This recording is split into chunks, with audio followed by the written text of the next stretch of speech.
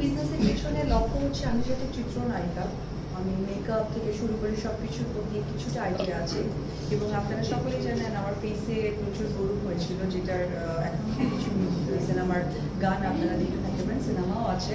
তো সেইখান থেকে আমি প্রতি ডাক্তার বা সচেতনতার জায়গাটা আইডিয়া হয়ে গেছে, এরপরে কোর্স করেছি। তো সেই জায়গা থেকেই আসলে পার্লার বিজনেসে আসা। আর জেন্টস সেলুনের ক্ষেত্রে যেটা হয়েছে, এই আপনাদের কথাবার্তা শুনতে শুনতে আমি শেষ। তো আমার কাছে মনে হয়েছে যে না, এই মানুষগুলোকে আমার কাছে থাকা দরকার। অভিনেত্রী হিসেবে এত মানুষের ভালোবাসা পেয়েছি, আর মায়ের সফলতা ঠিক সেদিনই আসবে যখন আমি আসলে আব্রামকে আপনাদের সামনে প্রেজেন্ট করতে পারবো সন্তানের।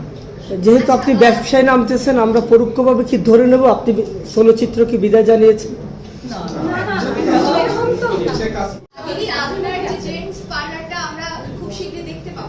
সেখানে কি উদ্বোধনে আমরা আপনার গার্জিয়ান শাকিব খানকে কখনো দেখবো কিনা, আমরা এক্সপেক্ট করতে পারি কিনা? না, এই বিষয়টা একদমই আমি এই বিষয়ের উত্তর এই কারণেই দিতে পারবো না, কারণ যার নামটা বললেন উনি একজন কিন্তু প্রফেশনাল আর্টিস্ট।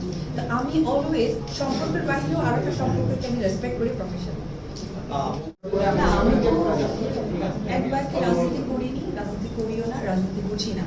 আমি অভিনয় শিল্পীর পেছনে যে জিনিসটা থাকে সেটা হচ্ছে কি অর্থ থাকে, কারণ এটা আমাদের রুটি রুচি। আপনারাও তাই, এই যে ক্যামেরার পেছনে কারণটা কিন্তু রুটি রুচি।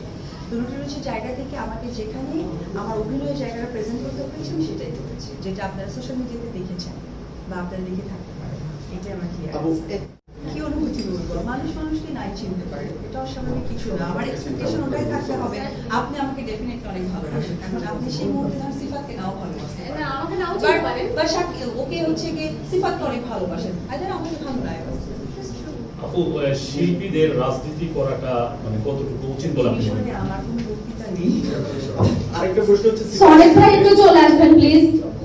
লামিয়া আপনি একটু চলে আসবেন প্লিজ। যারা যারা আছেন, আখি আপা থেকে শুরু করে সবাই করে যারা যারা আছেন প্লিজ চলে আসবেন। আমাদের একটা কেক কাটার পর্ব ডিপ হয়ে গেছে। জাফর চলে আসবে, ইমন ভাই চলে আসেন প্লিজ। যারা যারা আছেন সবাই চলে আসেন।